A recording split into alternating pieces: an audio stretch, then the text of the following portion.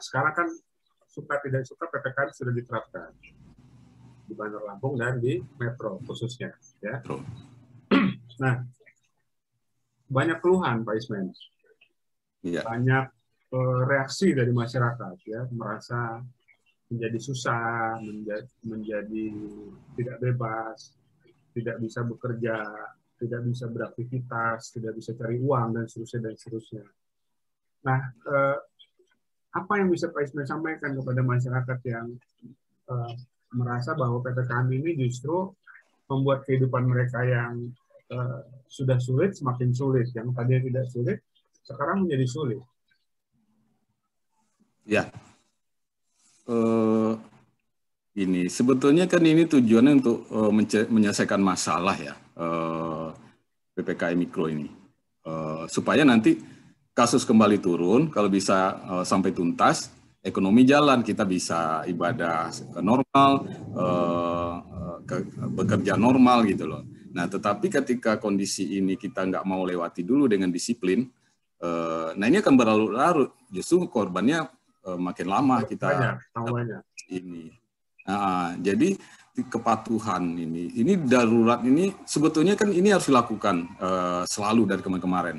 Pembatasan aktivitas sosial yang tidak penting gitulah, pembatasan transmisi atau penularan ini.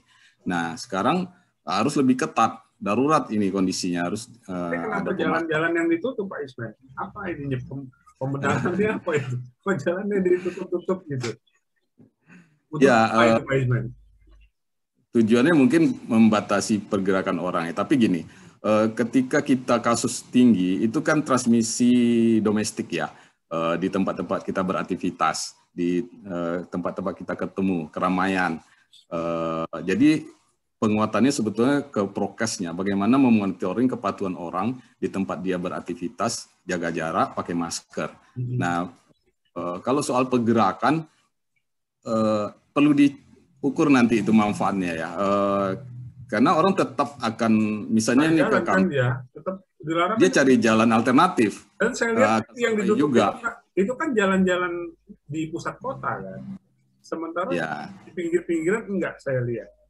Iya, kalau di pinggiran itu kan bukan berarti masyarakat lebih sedikit. Kalau Bandar Lampung itu kan rata. Di pinggiran pun padat gitu. Betul.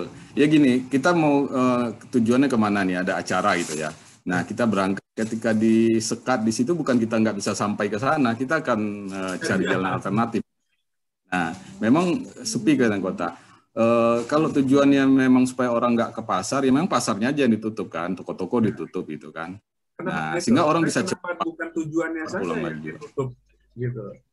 Ya, atau ada tempat yang memang menurut aturan boleh sekian persen. Nah, tempat itu yang dipantau, dimonitor kepatuhan prokesnya. Dulu kita begini, saya ingin kasih contoh. Diizinkan misalnya wisata, restoran, hotel buka dengan syarat punya SOP. Kemudian dibuatlah. Nah, oke, silakan. Tapi setelah itu nggak ada yang mantau SOP itu dijalankan apa enggak. Jadi kebijakannya bagus, tapi apakah dilaksanakan dengan...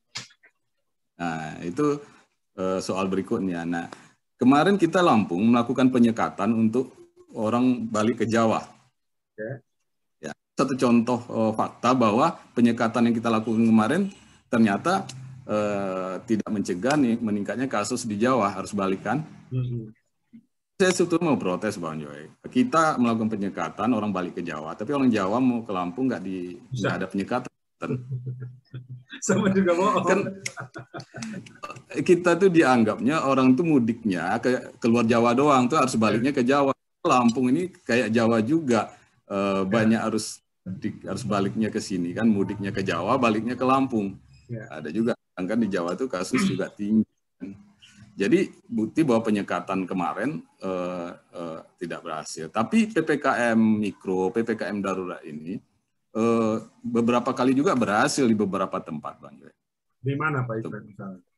Di Jawa kan sempat turun, ya. Hampir semua Jawa waktu itu turun, ya. Tapi bicara turun ya, kalau jumlahnya ya dibandingkan luar Jawa tetap tinggi tentunya. Ya. Seperti India, kasus India itu juga begitu. Kasusnya sempat turun jauh itu. Kemudian mereka bebas, ada acara keagamaan, ada segala macam dengan cepat melejit naik. Tambah lagi dari varian ini Pak Ismet yang menjadi pemikiran saya nih. Ini kita PPKM sampai tanggal 20 ya. Katakanlah asumsinya kasus turun. Ya, dan itu harapan kita semua. Gitu kan? Betul. Nah, selesai tanggal 20 kan PPKM daruratnya statusnya dicabut. Yang artinya pembatasan-pembatasan yang hari ini kita rasakan hilang. Ya kan? Normal lagi. Nah, normal lagi. Apakah tidak ada kemungkinan nanti akhirnya balik naik lagi kasusnya? Kan mau sampai kapan begini? Nanti naik lagi PPKM darurat lagi. Nah, apa yang harus dilakukan setelah status PPKM darurat ini dicabut dan kasus itu turun? Ya, ini menarik didiskusikan, Bang Joy. Karena kenapa kita PPKM darurat? Ya, karena kita bermasalah soal pencegahan kan, kasusnya naik. Ya kan? Nah, akibatnya kasus naik itu jumlah kasus berat ikut naik lah. Mungkin kasus berat itu yang membutuhkan rumah sakit itu mungkin 5-10% gitu ya dari semua kasus. Tetapi kalau 1.000 kasusnya ya 5-10% dari itu kan ya 50 sampai 100 ya. Tetapi ketika kasusnya naik jadi 5.000 ya kan naik 5 kali lipat juga kasus beratnya lah dari absolutnya. Nah, artinya dari jumlah kasus yang naik, artinya saya bicara pencegahan tadi maksud saya. Artinya kepatuhan tentang protokol kesehatan 3M. Ini ada nggak indikatornya, ya? Dan siapa leading sektornya? Kalau 3T tes itu kita kan bicara itu lebih ke sektor kesehatan ya, tes tracing gitu ya. Itu juga ada indikatornya yang dipantau. Tes itu bagus, tapi apakah cakupannya bagus? Harusnya berapa di Lampung dan angka kita berapa? Nah, kalau itu proses itu nggak kita bagus kita capai, jangan berharap pandeminya kematiannya turun. Nah, itu di tengah. Yang di hulu tadi 3M tadi. Nah, bagaimana memastikan 3M itu kan problem kita selama ini kan 3M ini yang rendah kan. Kesadaran masyarakat untuk disiplin protokol kesehatan ini yang rendah. Nah, ya, pendapat itu saya, yang kalau kita tidak benahi ini, walaupun angka kasus kita turun, nanti akan naik lagi kan. Nah, bagaimana memastikan masyarakat menjadi lebih tertib, lebih disiplin dengan protokol kesehatan? Ya, saya sedang mau ke sana. Jadi saya contohkan dulu tadi indikator yang lebih ke hilir yaitu tes. Ketika orang itu tertular, terdeteksi cepat, kan? Nah, lebih ke hulunya, kenapa orang itu tertular? Karena prokesnya, protokol kesehatannya nggak jalan, kan? Nah, kita nggak bicara individual, kan? Pengambil kebijakan harus punya ukuran nih. Masyarakat saya ini tingkat kepatuhannya berapa? Level kabupaten misalnya. Kalau bisa ke level kecamatan, ada nggak indikator bahwa tingkat kepatuhan sekian ini bermasalah? Nah, ini indikator siapa yang leadingnya? Supaya diketnya di situ. Ibaratnya kebakaran nih, ada titik api muncul, dengan ada sinyal, ini tingkat kepatuhan bermasalah nih. Di mana? Di kegiatan aktivitas apa? Misalnya nih di pengajian, di arisan, atau di kantor tempat kerja. Nah, kalau tingkat kepatuhan di situ kurang, ini sinyal kasus banyak. Sinyal juga kasus berat banyak, rumah sakit nanti penuh. Ini yang menurut saya belum, entah ada entah enggak ya Bang Joy. Saya belum pernah dengar indikator tentang kepatuhan ini. Saya dengar ada surveinya yang menggambarkan tingkat kepatuhan kabupaten ini, kabupaten ini. Kalau survei biasa termasuk rendah atau gimana? Tingkat kepatuhan. Iya, tapi gini. Iya rendah ya.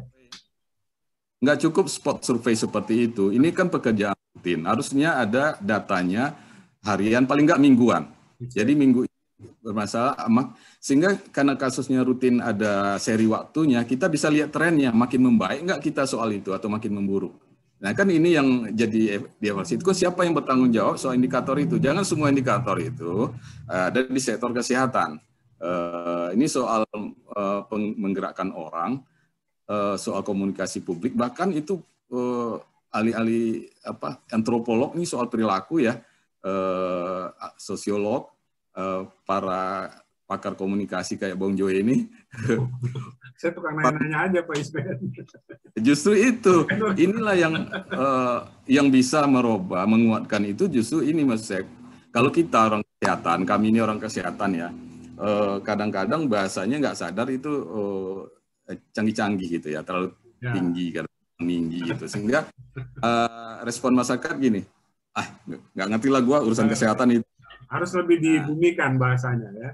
Dibumikan. Ya. Nah, apalagi kita bicara perilaku masyarakat. Makanya Pak Isben saya ajak ngobrol di podcast ini biar lebih. Iya, saya senang sekali nih karena bahasa Bang Joe itulah yang lebih bisa diterima oleh masyarakat. Nah,